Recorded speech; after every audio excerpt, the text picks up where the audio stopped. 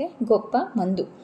ఏ doctor ఇవ్వలేని, ఏ pharma company తయారు చేయలేని అతి గొప్ప మందేమిటంటే, జీవితంలో మంచిగా సెటిల్ అయి ఆ తర్వాత రెస్ట్ తీసుకోవాల్సిన వయసులో ఆరోగ్యం బాగోలేదని హాస్పిటల్కి తీసుకెళ్తే ఆ డాక్టర్ మెడిసిన్ రూపంలో దొరకనిది ఫ్రెండ్షిప్ అనే మందు రాశాడు. అది చూసి చదివిన ఆయన పిల్లలు ఒక్కసారిగా షాక్ అయ్యారు.